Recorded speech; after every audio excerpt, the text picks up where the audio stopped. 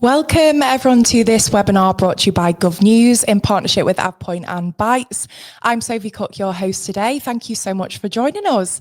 We're really excited to bring you an in-depth discussion all about unlocking the power of unstructured data and building the data foundations for NHS transformation. For those who aren't familiar with us here at GovNews, we provide news, views, insight and innovation into government and public sector. We produce all different types of content and learning materials for the public sector to be able to access in order to identify opportunities for transformation and reform. So before we get started with this webinar today and I introduce you to my panelists, just some brief housekeeping.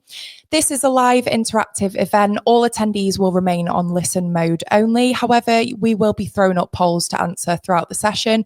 So please do engage with them and get involved. And any questions or comments that you want us to ask our panelists today at the end of our discussion, please use the chat tab. I can see you're all saying hello already on there, so that's brilliant. Thank you so much. So one final point, we are recording this session as well. So after today, a copy of the session will be shared with you and further content so you can review it and can share it with colleagues as well. So let's get into it. Joining me today for this discussion is Christopher Uden, Delivery Director and Analytics Strategy at Guy's and St Thomas NHS. We've got Delphine Vittori, Head of Digital Services at Bradford District Care NHS Foundation Trust. We've got Joe Hepburn, Data Management Practice Lead at Bytes.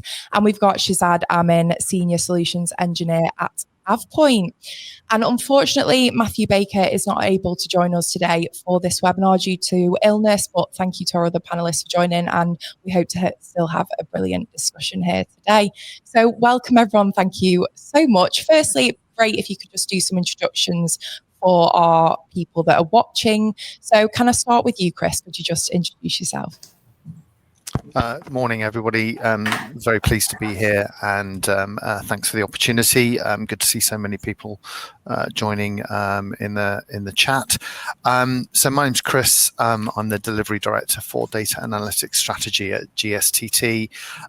I work in the Office of the Chief Medical Officer, delivering as part of the leadership team of our data hub, looking at health informatics, clinical analytics, clinical coding, terminologies, and all the other uses of clinical data. I also lead our program, which we are just about to get underway, of transitioning our current data environment to a new secure data environment, which is launching almost as I speak. Brilliant, thank you so much. Can I hand over to you, Delphine? Good morning all, and as well, very real pleasure to be here today. So I'm Delphine Vittori. I'm the Head of Digital Services for Bradford District Care Foundation Trust. This is a community and mental health trust. I'm part of the Office of the CIO, or Office of the Chief Information Officer within the organization. So managing IT operational services, cyber service, our information governance and records management, clinical system and business systems team as well. Not necessarily managing the kind of data side of it, but working very closely with our business intelligence team and our business support teams within the wider transformation directorate, which I'm part of. Brilliant, thank you. And over to Shazad. Okay. Thanks, Sophie, and hi to everyone. Pleasure to meet you all. My name is Shazad, or Shaz, if you prefer, that's fine. I'm a solutions engineer at AvePoint, and I've been at AvePoint for 3 years. My background is I'm a Microsoft certified trainer, and I've been heavily involved in kind of the M365 world for quite a long time, and before that, SharePoint, working in EDRM, electronic documents and records management. So hopefully I'll be able to give you an insight into the challenges and how we can overcome them with, AvePoint tooling and other kind of aspects that we can look into as well. So yeah, pleased to meet you all. Thank you. And last but not least, Joe. Thanks, Sophie. Morning all. So Joe Hepburn, I head up the data management team here at Bytes Software. So we are a specialist overlay division to our account managers, and we focus on any technologies that sit in the data space. So that could be data protection, data availability, governance and analytics. we're a little bit of a jack of all trades, very much focused at the technology layer, very much focused at the strategy layer to support you as our customers. So lovely to be here today. Brilliant. Thank you so much. And thank you all for being here again. I can see everyone's still saying good morning in the chat, which is brilliant. Morning, everyone. Keep engaging, pop your questions in as they come to you. Just to start us off before we get into the questions, I wanted to throw up our first poll. So I'm just going to ask the audience to get some insight from them. What is the biggest barrier you think your organisation faces in managing unstructured data? So the answers we've got for you, which you will see in the polls, is A, lack of time and resource to it, B, difficulty identifying rot or legacy data, C, security and compliance risks, D, tooling and technology gaps, or E, change management and staff. So if you want to start voting on those polls, we've popped that live now, so I'll be able to see some results soon and we can reflect back on that.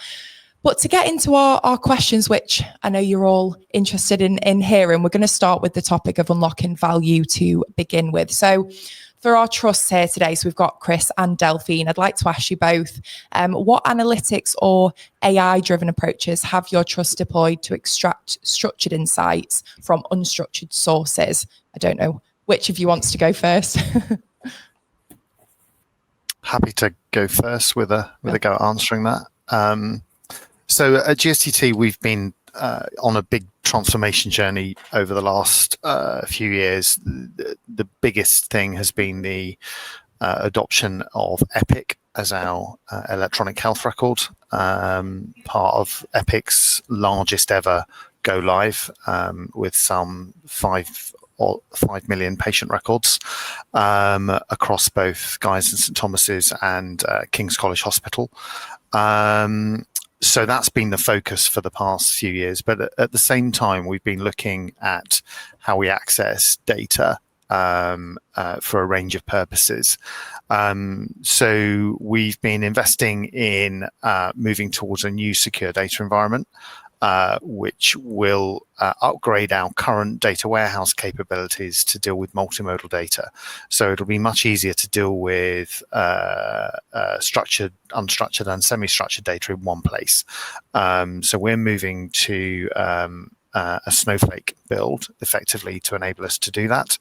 But at the same time, we also have an in-house functionality through our CogStack tool, which was developed in conjunction with other academic partners. King's also have this, which allows us to properly query data in its unstructured format. So using NLP technology, we're able to extract coded insights from documents and other unstructured sources, and then use that to combine it with structured sources to give us an output. So a good example of that recently has been a requirement as part of our Armed Forces program, where we're looking at providing greater insight into the veterans forces community that we serve. We had to go and find those patients, and a lot of that information was locked up in unstructured data. So we used CogStack, trained CogStack to look for certain terms, extracted those terms, found that patient record, and then linked it with the structured data. So that's just one example of what we're doing. But our Snowflake instance, when it goes live next year, will be a real game changer in our ability to deal with that multimodal data. Brilliant. Thanks, Chris. Anything to add there, Delphine? Yes, I think our journey when it comes to insight is slightly different in our case as well. So as well, we have transformation ambitions with our data and creating insight of our data through onboarding more of our Microsoft Azure and Microsoft Fabric product with Power BI as the front end. Right. But what we've done as an organization, we looked at more of the solution for our operational services in particular, but also our clinical services, and to use AI solutions as well to help them at the point of care. So just taking an example of what we've done with our NHS talking therapy, for instance, is to have an AI solution at the front door for our patient to be able to refer themselves into the service. And we've been able as well to support the triage process as well using that AI solution. And we are building on this forward as well. So it's approaching insight in a slightly different way, from a more targeted approach as well. So it's not something that we can do trust-wide as a solution. It's very specific for a service here in this case, but it makes a massive difference in terms of being able for that service to have that ownership of that solution, working alongside the supplier who's done that for them and with them, and refining some of the element as well in that patient journey as well. So the impact into that is as well reducing the wait time for our patients, but also for them to be able to be diverted into the right place if they are not knocking on the right door as well. So it helps them in that perspective to kind of be able to kind of use that solution for them as well as for us. So from an operational perspective, the front end of the operational services and clinical services. There's more work in the back end because, as well as Chris said, we also have a clinical system which generates all of our information as well that covers our community and mental health services. It's how we make better use of that, and we want to kind of be able to surface that data quicker, make it as near real time as possible as well, and being able to have that targeted approach to our service delivery to make an impact in being more efficient internally as an organization, but also to be able to accommodate the needs of our patients as well, and the increasing demand to our services from a community and mental health perspective, in particular at the back of COVID. The kind of demand for the services that are increasing and puts a lot of pressure into our staff. So we're looking at those solutions to release time to care for them and not having that administrative burden as well. Brilliant, thank you. And from your perspective, Shazad and Joe, from like a cross-trust or product perspective, what methods have proven most effective at transforming unstructured NHS data? I don't know which of you wants to go first. Again, just jump in. Should I go, Shez? So I think if we look at it from a data management perspective, Sophia, I think we very much take the mythology around governance before intelligence, because everything that Christopher and Delphine have talked about there, which is a fantastic output and outcome in terms of the data analytics side of things. What we need to ensure is that we have good data that feeds up into those models, whether that's an AI model or anything around that.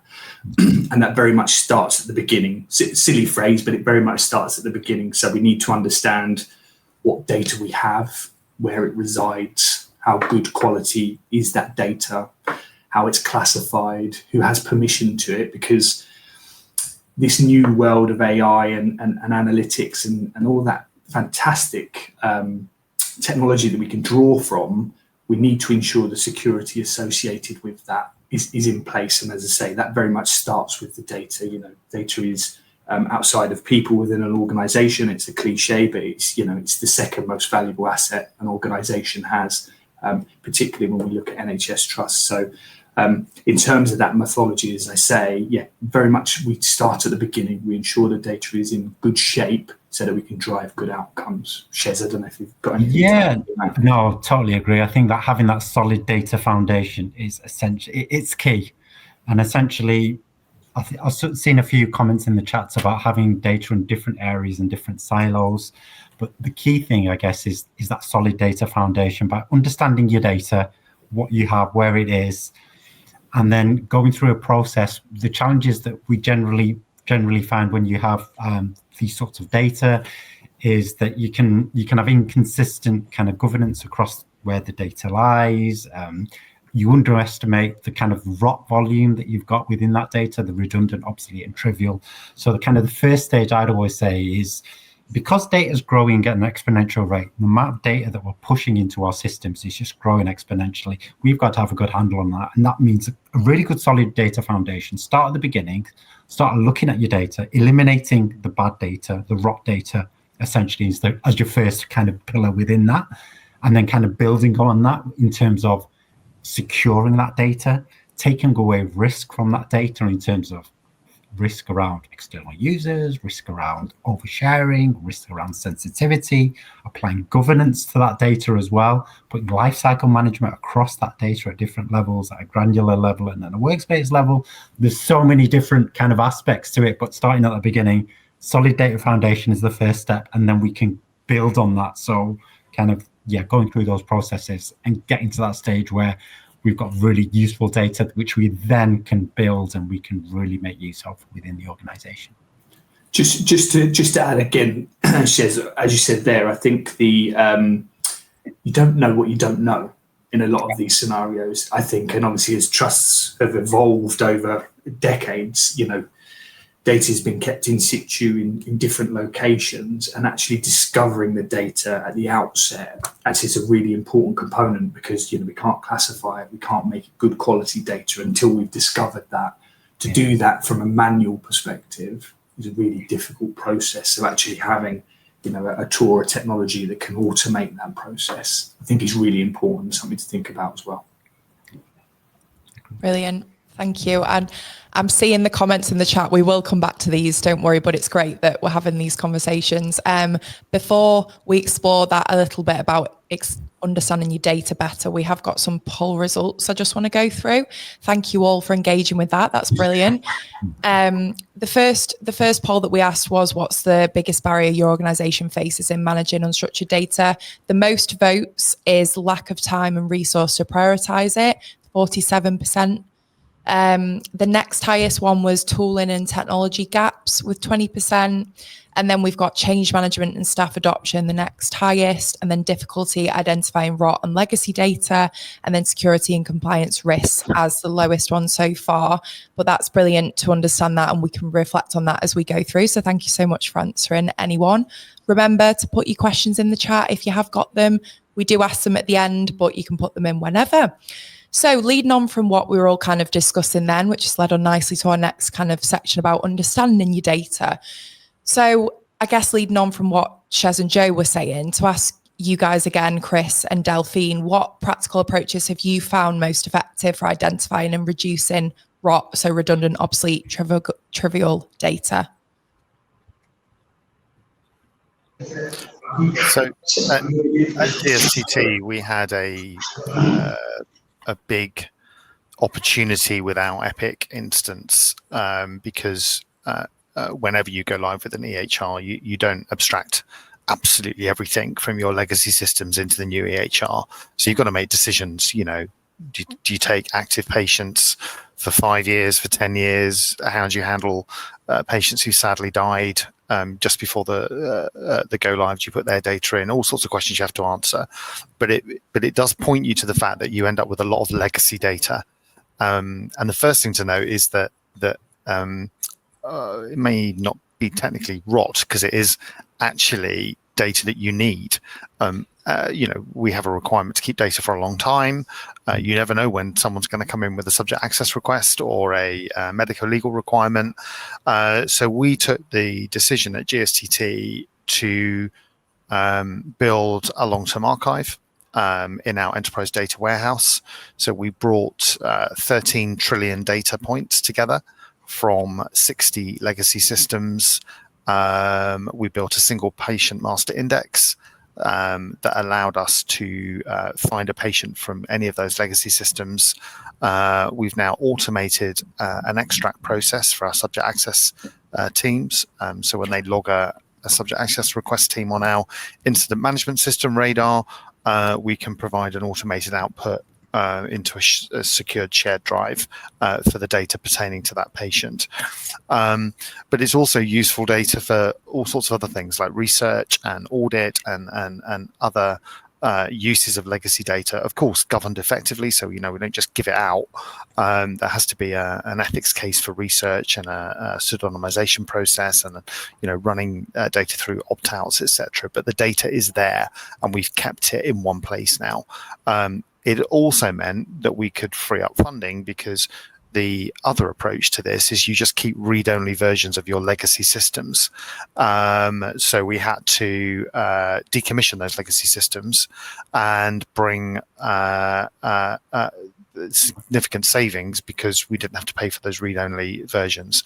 In terms of the unstructured data, the next step is that we also have an EDCM solution, so that we've got letters and everything else saved in that EDCM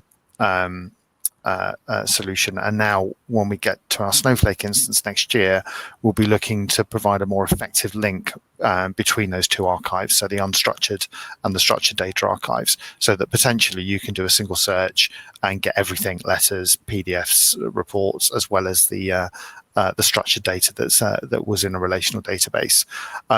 But the opportunity to do that was only made possible because of moving to the electronic health record, in our case Epic, but for other trusts that'll be other solutions. Brilliant, thank you. And Delphine?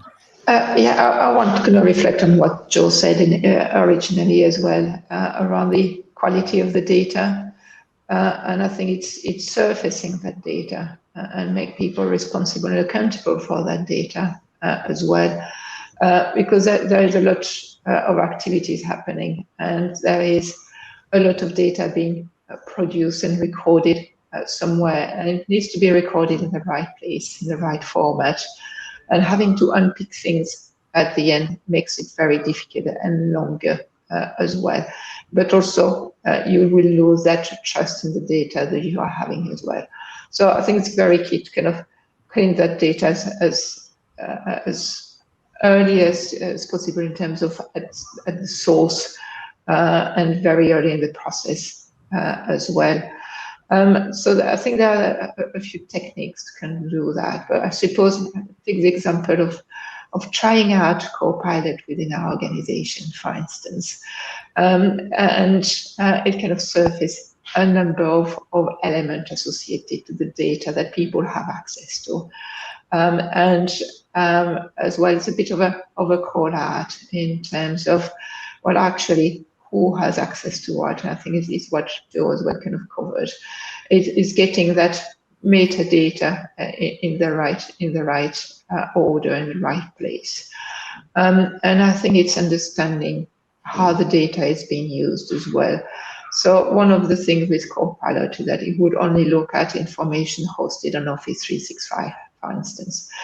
And historically, people have been using shared folders, for instance. So when they query Office AI through Copilot, if we kind of get an answer, not necessarily the answer they were expecting to get, simply because the Copilot solution will not look at everything, but would only look at a certain file that it will have access to.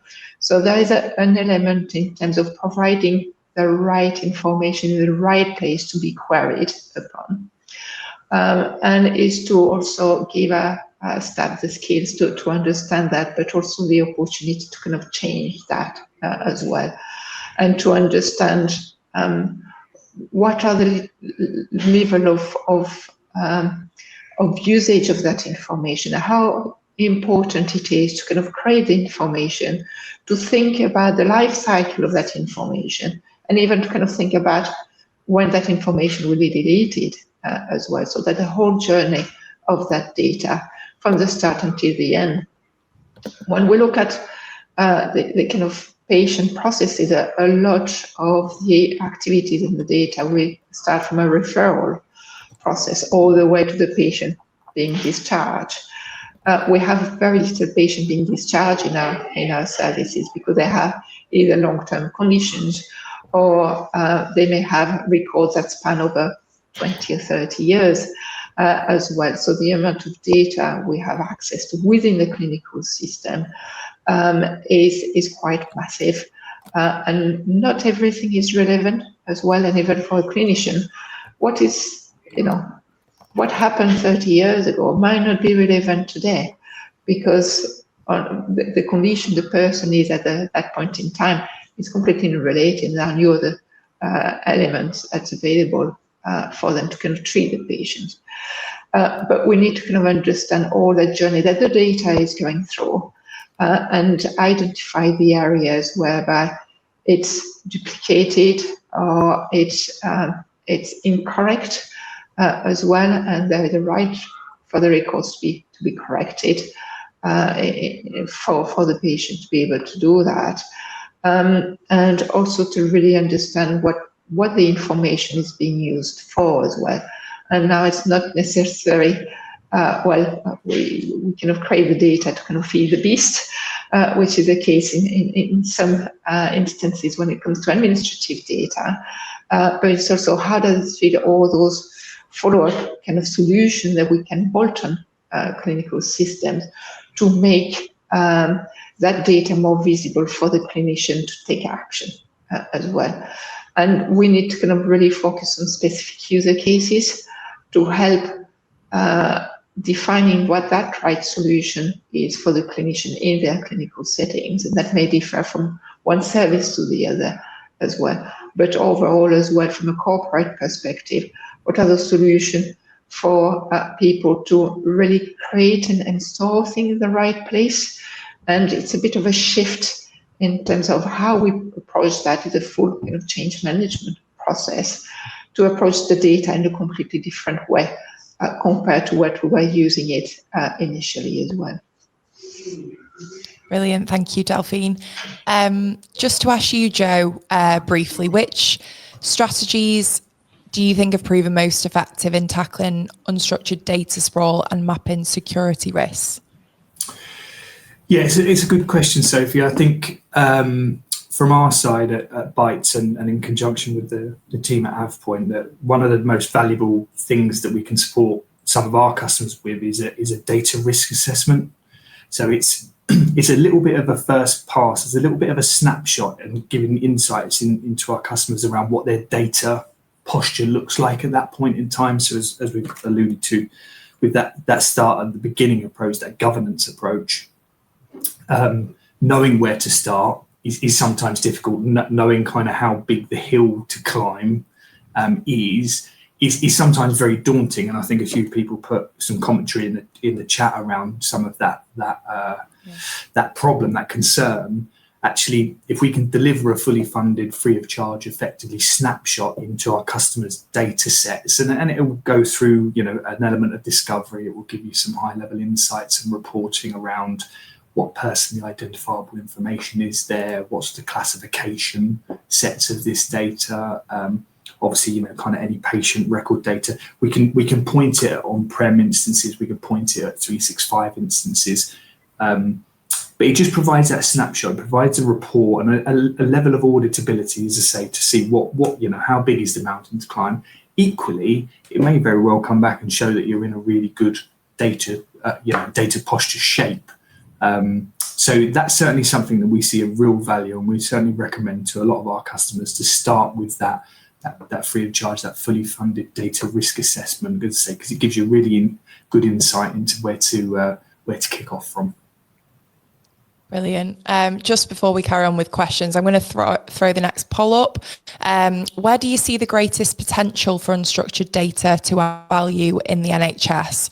That's our next poll. We've got A, enhancing patient experience in clinical outcomes, B, driving operational efficiency and workforce planning, C, supporting research, AI and population health insight, D, strengthening compliance and risk management, and still unclear or in the early stages. We'll pop that in the polls, and please do engage with that like swap. It was brilliant. So just moving on a little bit to protecting the data, which is our kind of third theme we want to cover. I guess, again, asking from the trust perspective, in the operational context, how have automated remediation and reliable backup workflows impacted resilience? So mitigating accidental deletions, ransomware threats, or continuity during cloud migration. It's a mouthful, all these words. Any thoughts on that, Chris and Delphine?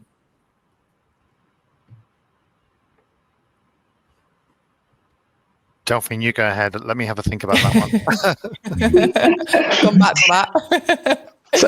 Thanks, Chris. Well, probably just maybe as well, kind of mentioning the journey we went through when it comes to backup as well. So not very long ago, we were still having some physical tapes in a data center, which were backing up our data. Since that time, we now move to cloud backup, secured, resilient, which we can rely on as well. And I think it's supporting the business to feel safer as well. In particular, the back in 2017, we had WannaCry, and we had kind of consistent as well threat from a cyber perspective around that. And having some physical tape in a data center doesn't feel very right. So I think it supports the business into two things. First, operationally, because services may lose their files. People may press a delete button somewhere, and we are able to kind of recover that file very quickly as well. So it makes operational processes very, very easy as well. I think as well in our world, we have more and more solutions that are cloud hosted, so things that we don't really have control over. And I think it's very important to work with our suppliers to kind of make sure they have that backup, that they have that resilience we can count on, and have that in contract as well. So we get that assurance that whatever we expect internally also being in place within third parties, and that the dependencies are growing as well with third parties. So it's very important to have that in place, to get that reassurance as well, because if one supplier is being attacked as well, we've seen that not very long ago, a number of kind of trust and public services can be affected by that, and would be contributing to the risk for our patients out there as well. So I think having the right solution into place is really key to enable all of us to be able to sleep at night as well, and not to fear the worst coming up as well. Brilliant, thank you. Chris, any thoughts to add? Yeah, I mean, very similar. It's a worry all the time, of course, isn't it? We have so much data that we are responsible for, that our patients and community expect us to guard carefully, and it's a constant requires constant vigilance to maintain that. I think the key that Delphine said about working with suppliers is really important. We are Epic is our EHR, but that's hosted in a data center, so cloud-based. We have very good relationships with that supplier, and we manage that very carefully. But we've added additional resilience to that since go live, to give us more backup opportunities. So that's something we've looked at. I think with our secure data environment that we're just moving to, because we'll have data coming in from the EHR, we'll have our legacy data, we'll potentially have unstructured data coming in from our EDCM. We'll be working very closely to make sure that the resilience and security of that environment is absolutely at the best industry standard. But there's also a key thing on once you give somebody some data, what they do with it, and the way that our staff have access to data. We've only just recently migrated to the NHS tenant, which has opened up OneDrive to us, which wasn't as open before on our own hosted tenant. So things like, is it more secure to share a file via OneDrive than it is to send it as an attachment to an email if you need to share that information? So there's a constant training and resilience piece that we have to keep pushing. It's very easy to sign off on the annual information governance training as an annoying thing that people have to do, but it's absolutely crucial, because all it takes is one misidentified link, and you open yourself up to vulnerability. So it's about the resilience, it's about the backup, it's about training.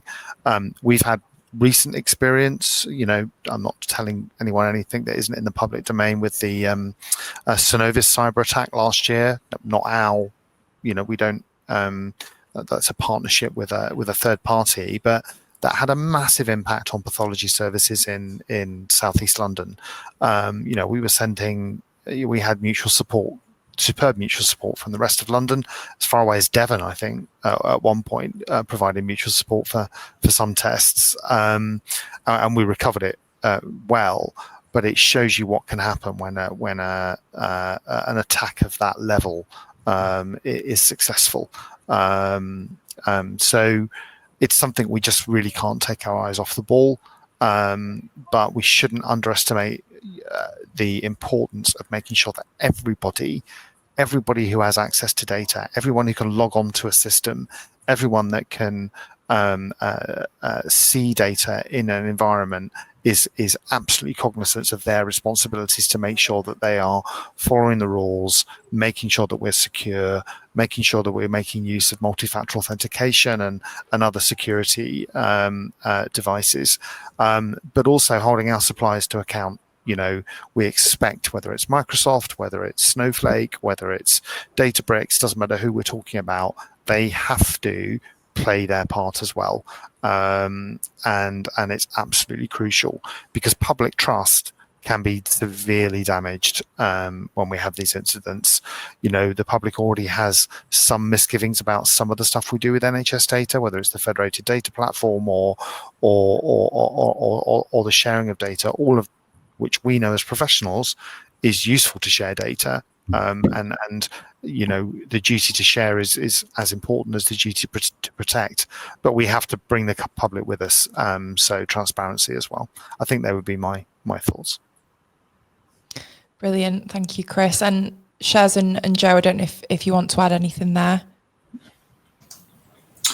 I could spend hours and hours on the topic of backup and data protection and resilience. I think Chris mentioned there, in terms of ensuring third parties and partnerships have that resilience built in, as did Delphine. If we take Microsoft as an example, Microsoft run what is a shared responsibility model, and they're very open and honest about the fact that Microsoft are responsible for the uptime of their platform and the infrastructure, but the data that resides within that platform is a responsibility of you as the end user. So it is, as much as there is some resilience and availability built into Microsoft, we need to make sure that kind of a backup copy of our data, particularly in 365, and when we start to look at Azure instances and all of those things, we need to make sure that we have that secondary copy. I think in addition to that, we need to make sure that secondary copy is immutable as well. I know this is a topic that's kind of come up a lot over the last few years, but again, going back to all of those scenarios that have severely impacted the NHS, we look at cyber criminals and bad actors and the behaviour that they're displaying at the moment. I think it's a stat, something like 78% of cyber attacks now start with the backup. So if your insurance policy is gone, if that backup copy that you do have has gone and has been encrypted, your insurance policy is gone. There's no way of recovering that data. You're either paying a ransom or deleting everything and starting again, both of which are not viable, particularly for an NHS organisation. So making sure that you have an immutable copy that's immune from change, immune from corruption and recoverable is fundamental in that scenario. Yeah, I think you pretty much summed it up there, Joe, in terms of, for the importance of a backup. It's that insurance policy. It's just having that ability to recover from those problems or anything that happens quickly, and being able to get back on your system, and that disaster recovery scenario, that immutable backup, bringing it back up and bringing it back quickly. And that's the key thing, isn't it? Yeah, doing it quick shares as well, I think is a key bit, because Delphine mentioned it earlier, the tape-based backups that have been around for a long time, they're still there. There's still a lot of organizations that like that approach, because it's you can feel it, you can see it, it's there. But actually,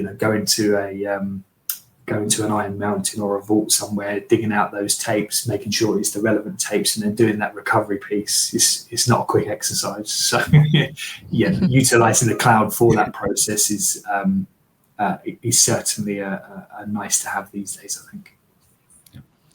Brilliant, thank you guys. So just quickly on our poll, we've had the top answer in where do you see the greatest potential for unstructured data to add value in the NHS. Top answer was enhancing patient experience and clinical outcomes.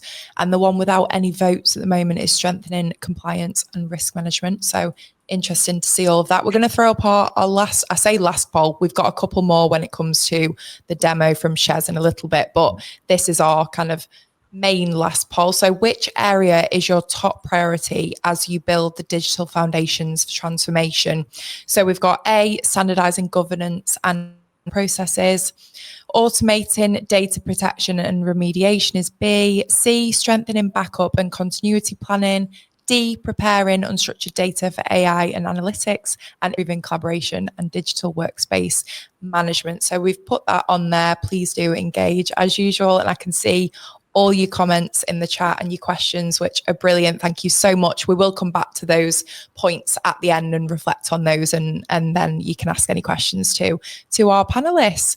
So I know we've already mentioned this, but just delving a little bit more into kind of governance and governing your workspaces. I was wondering if Delphine and Chris had anything more to add about kind of establishing standard operating procedures, so across trust teams, for managing unstructured content. So if you introduce kind of templates, metadata standards, or digital first workflows to ensure consistency and compliance. I know you've mentioned this, but could you delve into that any more for us? So I think from my kind of organization perspective, there's more governance that we need to kind of put into place as well. In particular around data quality and training of our staff around that.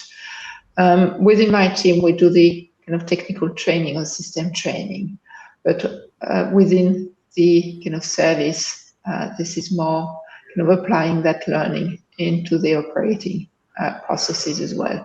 And both needs to match. And as we go through improvement within our clinical systems configuration, we need to kind of ensure this aligns as well. I suppose it's as part of the organization we do, we have what we call the care trust way, and our kind of quality improvement way of engaging all services into a specific transformation item. So all services will drive or kind of clinical services will drive the change, and we'll be supporting them to make that change working better for them. So it's gathering all those efficiencies, and I think the data, that structure and structure, is something alongside that transformation as well. So as processes are changing, the data that's been collected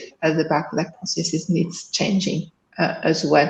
And what we're doing is to ensure that our clinical system is capturing the right information at the right time as well, and helping people to kind of navigate that clinical system so that the data that's required is captured appropriately as well. So if it needs to be structured data, then we need to kind of make sure it's working in the background for it as well, because clinical coding within mental health and communities is different from an acute perspective, for instance, but we still need to have that into place to be able to manage our services. And then we have a lot of unstructured data, which are text, which at the moment is very difficult to extract from our clinical system. I think I've seen a comment earlier around somebody using system one of the system, which is the one we're using at the moment, and not the data is very accessible through the back end as well. But we do extract the data from the front end as well in some cases.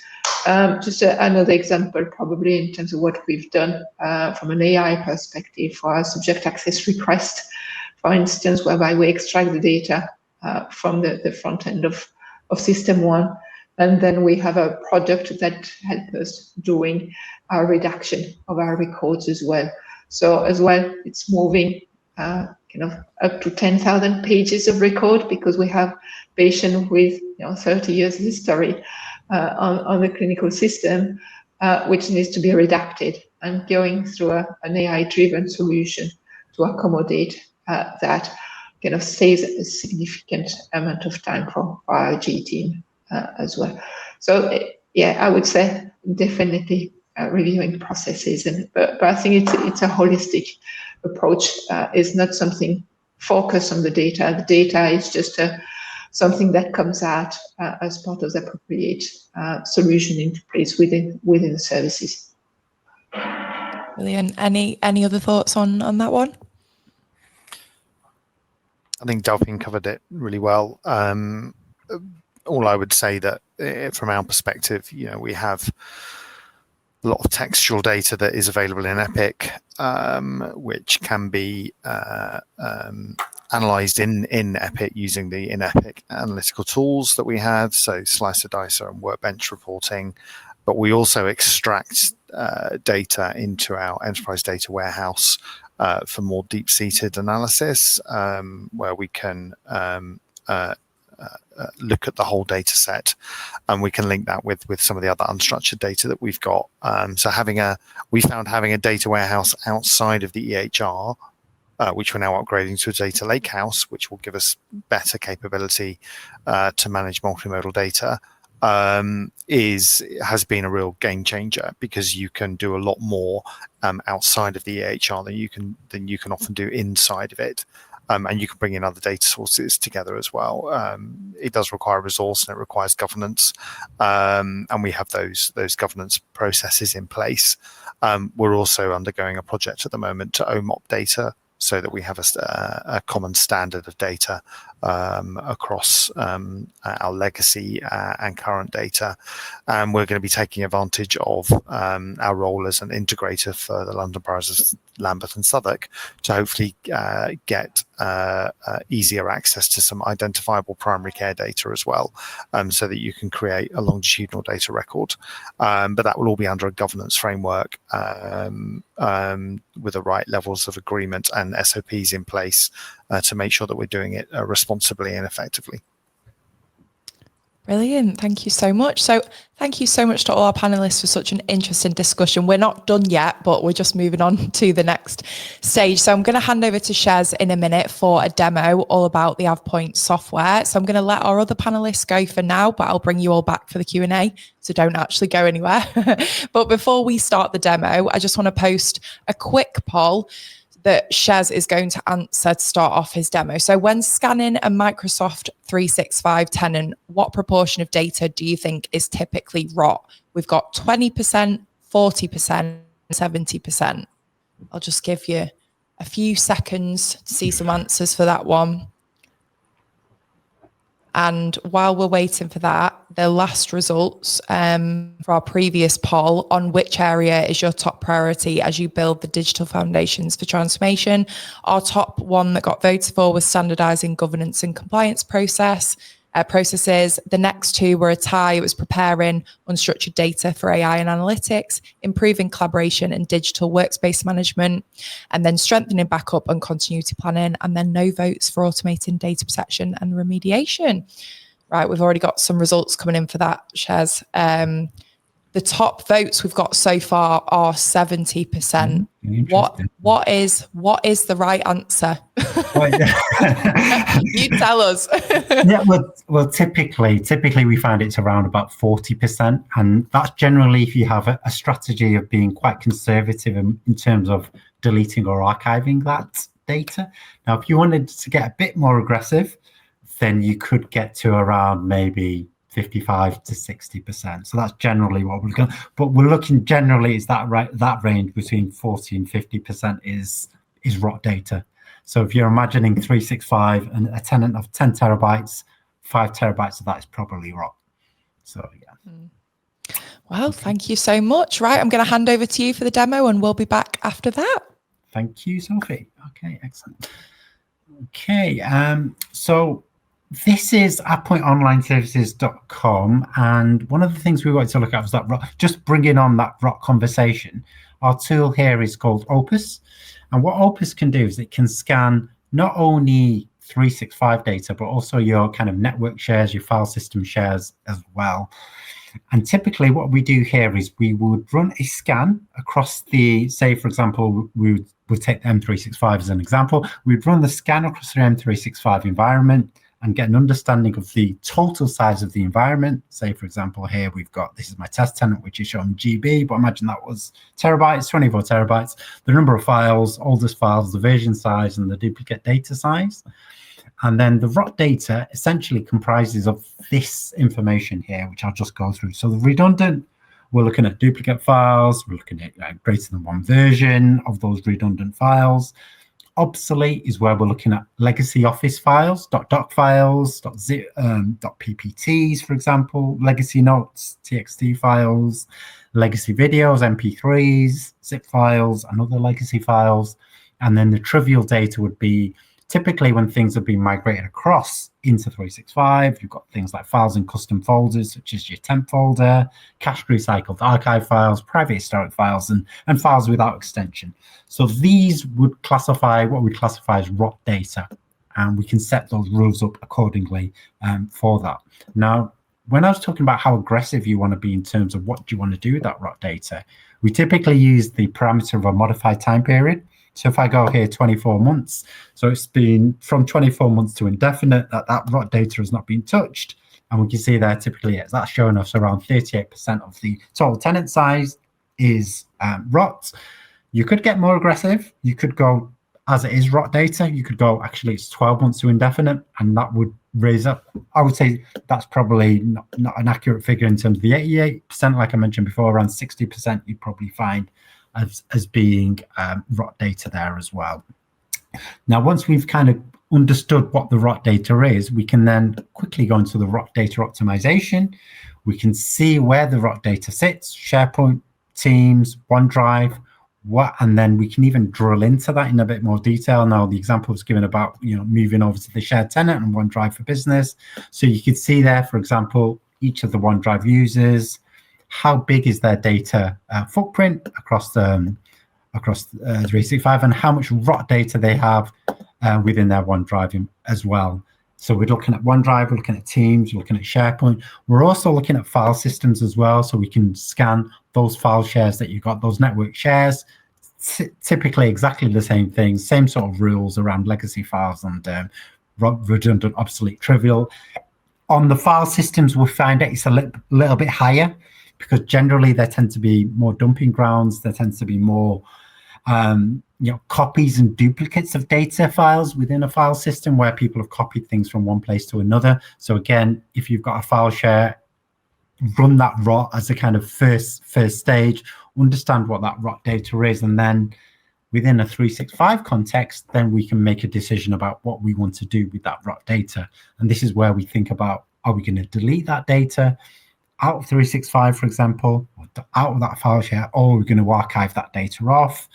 And if we do archive that data off, what's that going to look like to the end user? So very quickly, kind of running out of time a bit here, but in terms of what we would do is when we archive that data off into SharePoint, we essentially give it a suffix here, and you can see that suffix of .url. All the metadata, all the permissions, all the security of that data is in place. You've got that suffix of that file. The end user experiences, they click that file, and then a stub file appears. This can be customizable, and then they've got sort of options in terms of restoring that file, and that will then restore that file from the archive and bring that back into 365. So you can archive that data off, keep that data in the archive for a year, for example, before deleting it, but just keep it in the archive just in case, and then getting that file back. Now, one of the next questions we're going to ask is around backups, but I know we've got to cover a couple of things here, but in terms of that's covering the ROT data. Now, the other thing that we can do as well within AvePoint Online Services, just around the securities, that's kind of the first pillar. So preparing your data, so understanding what you've got, finding what you've got, analyzing what you've got, and then making a decision whether to archive or delete that data. Then the next step is to do some insights into that data. So we're looking at it from a risk perspective, and this risk dashboard that we've got here, this is looking at it from a 365 lens. So we're looking at it from high risk factors, and then we can export this out into a report that was mentioned by Joe before. So we can do these data risk assessments where we're looking at the 365 environment. We're looking at kind of external users, when's the last time they've signed in, etc. What have they got access to? External links. This is looking at things like oversharing of documents. So we can see where documents have been shared with an anonymous link, which means anyone has access to that link. Anyone who's access to that link, and they don't need to sign in, they can just click on that link and see it. We can drill down and we can find out what those links are. And the other thing that we can do is then we can actually remediate those links as well by removing access, setting an expiration date, or even notifying the content owner. So you've got some kind of follow-on actions here where you can kind of clean up your environment as well. So you're reducing the risk within your environment by any of these, the external users, the sharing links, and then finally, just to go on here, is the sensitive items as well. So essentially what is done with the sensitive items is we look at the 365 sensitivity labels that are in there by default. So you'd have something like credit card numbers, PII data, etc. Run a scan across all of your documents and then identify those documents which have got a high sensitivity. So a document with a high sensitivity, so here, for example, you can see one in here. Identify that high sensitive document, look at the detailed information of that document, look at the permissions of that document, look at the activities related with that document, so the permissions, which groups have got access. And then if we look at the details, we can then determine, for example, the sensitivity of that. So it's a high sensitivity label. Why is it high sensitivity label? Because it's got LI label against it. And then what we can also do is we can then start to apply sensitivity labels to it as well. So we can identify our high risk documents and then apply sensitivity labels. And this is giving us that solid data foundation that I talked about before. So essentially we're looking at risk from a lot of different levels. So we're looking at risk from the ROT, so cleaning out the ROT, as the start of the journey. Then we're looking at running these risk assessments against the high risk users, links, sensitive items within there, and then remediating them by applying sensitivity labels to them. And this is just, I'm just scratching the surface here, but this is a really good way of analyzing your 365 environment, teams, high risk teams with guest users.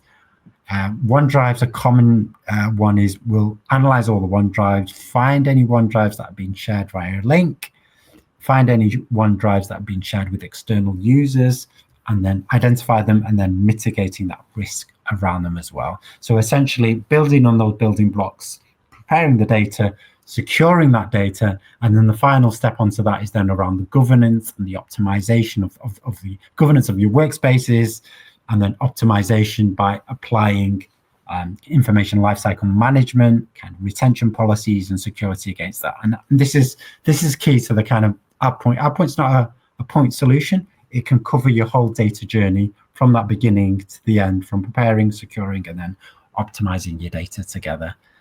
But yeah, I think we're kind of running out of time a bit there, so I'll just pass back to Sophie at this point. Hopefully that's given you a good understanding of the tooling that we can provide, running that ROT analysis on the file shares, and then running that risk assessment, across your 365 environment, and then kind of mitigating those risks. That gives you your solid data foundation to then build value into your documents as well. Okay, brilliant. Thank you so much, Shez. Now, to finish this demo off, we have got just one more poll for you guys. When ROT data is identified in M365, is it best practice to back it up before deleting or archiving?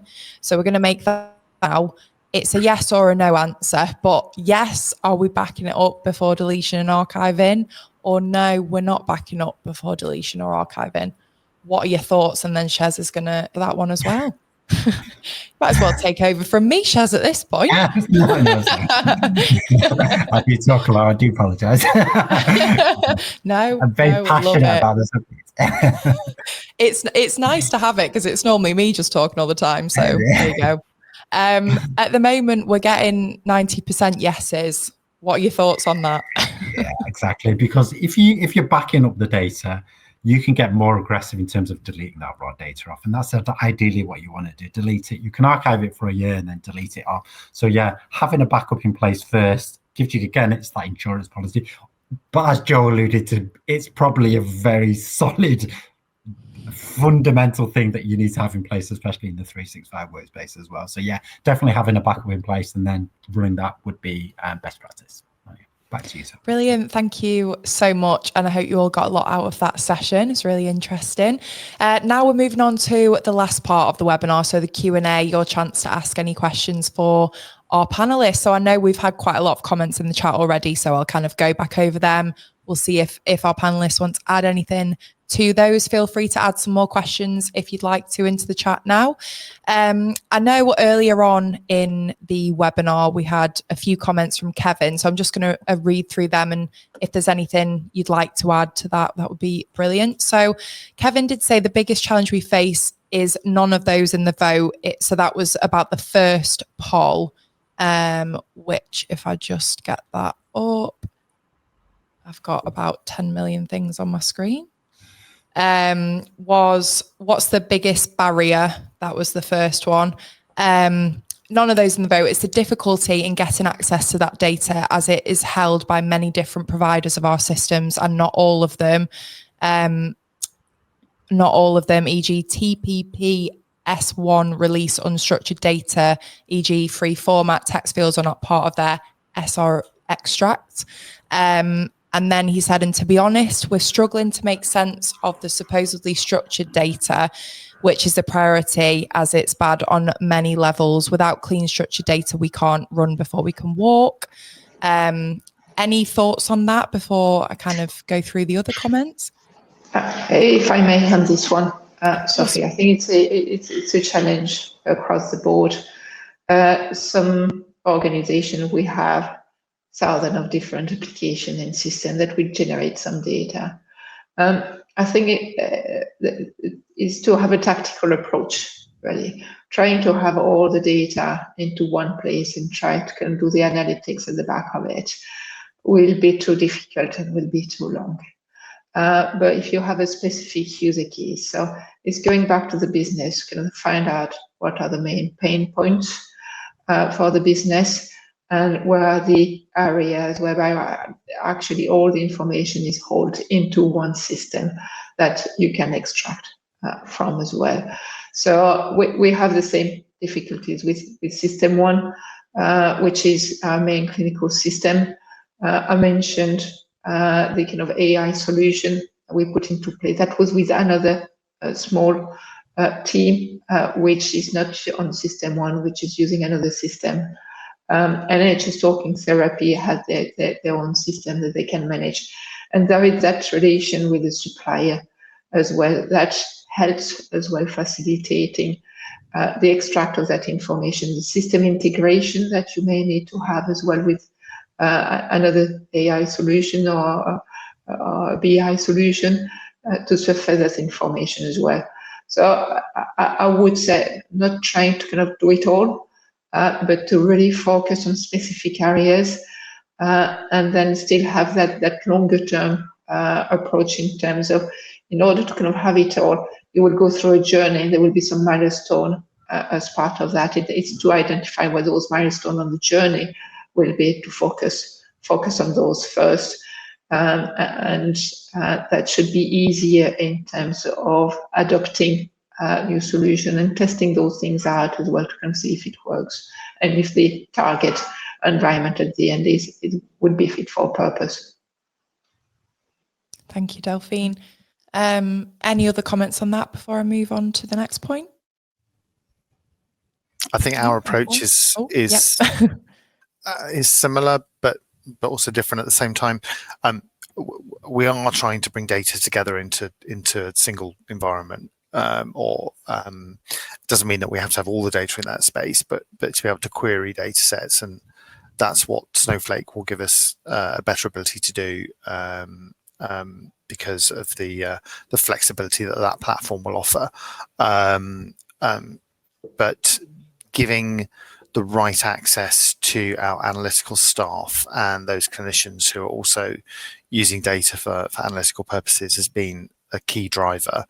And also the use of tools that are perhaps described as low code and no code, so that you can do drag and drop and move data sets around and create outputs without having to write SQL or use Python or R or other technologies. So our approach is to try and bring stuff together in a governed way, and to reduce our reliance on legacy systems, which is why we built the long-term archive, which has saved us millions of pounds in being able to come off contracts with legacy system providers, because we don't need to maintain that read-only access anymore.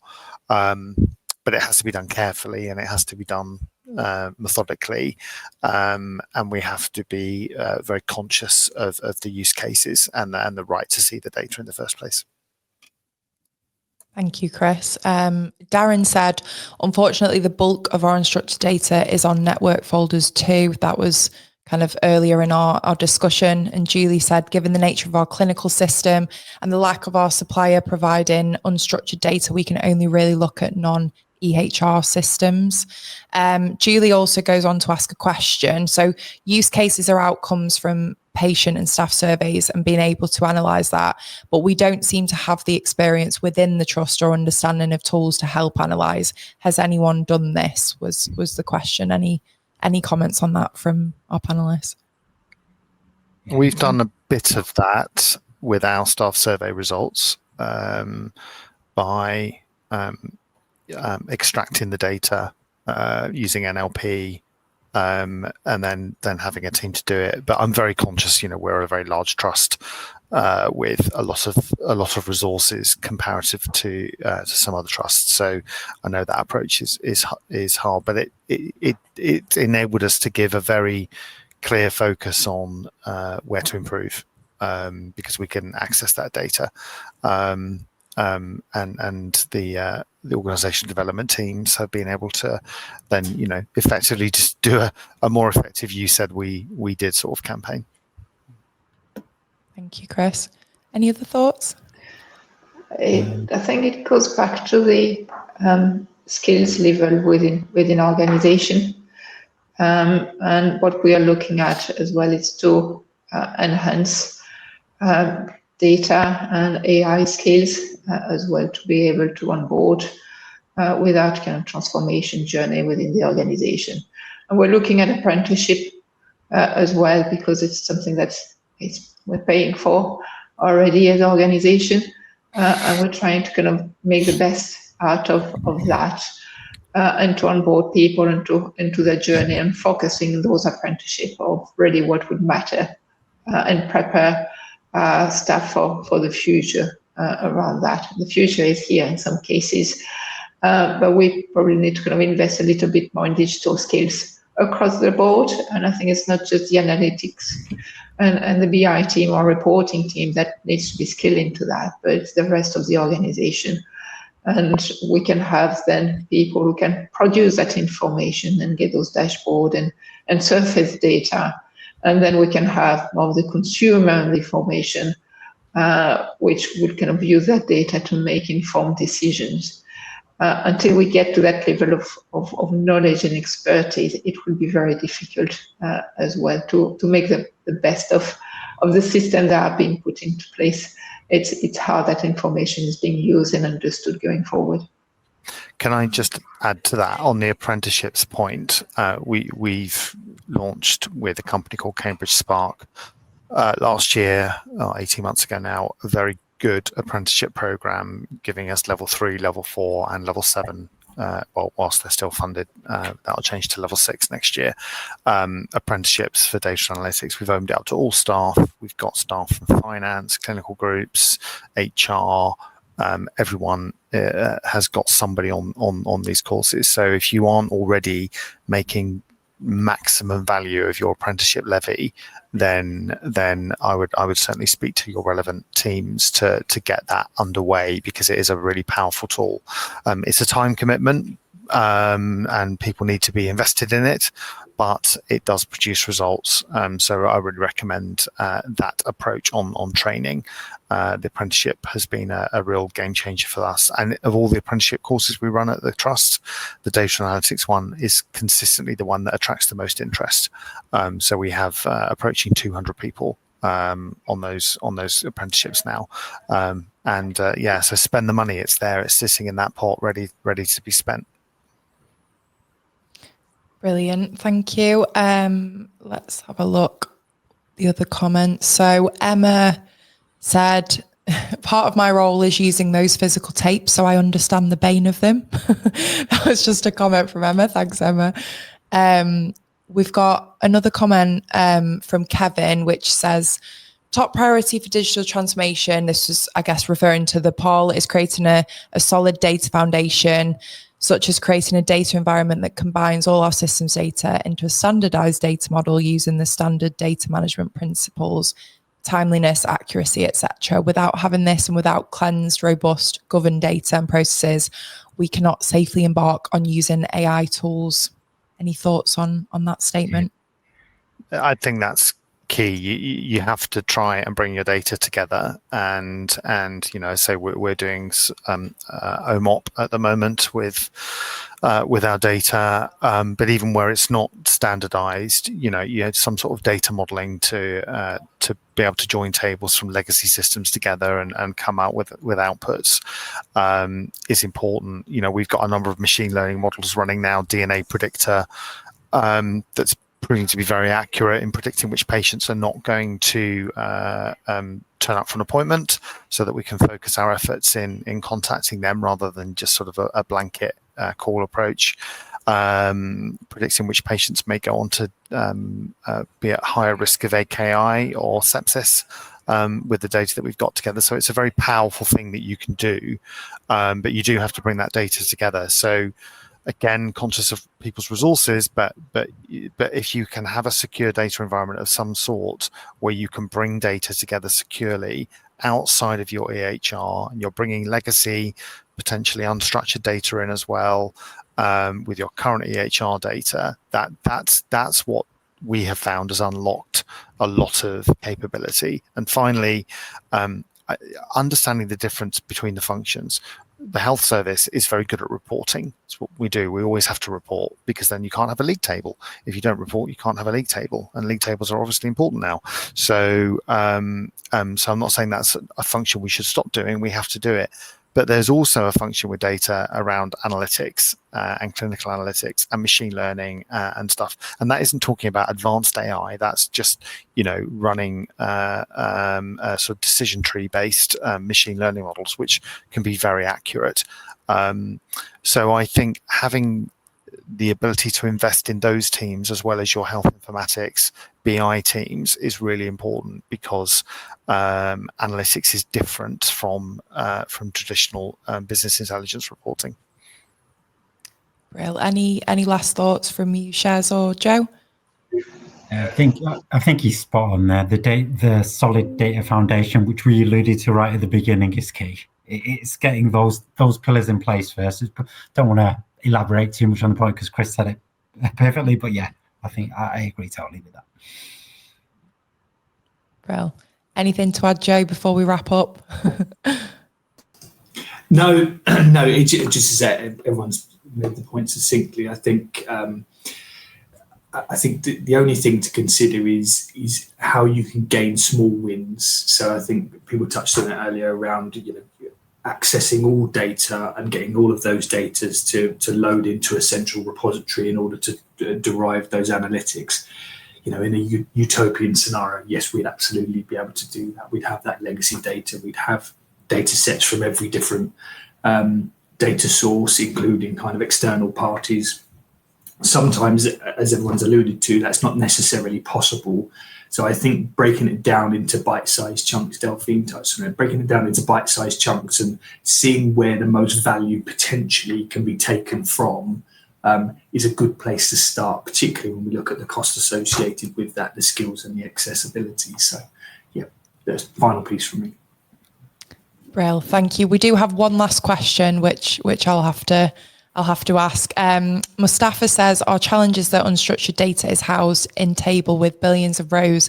And on top of that, the data is encrypted. Chris, was the unstructured data from Epic encrypted at all? I'd need to double check, but I think there's a level of encryption. Just as a standard basic security. I'm not actually an Epic expert in terms of how it works in the back end, but if I'm very happy for you to drop me an email and I can do some digging around that one. So it's christopher.uden@nhs.net. No numbers. I think I'm the only one with that email address. So yeah, happy to try and answer that offline. Brilliant. Thank you so much, everyone. Thank you to all our panelists for such an interesting chat and insight into unstructured data within the NHS.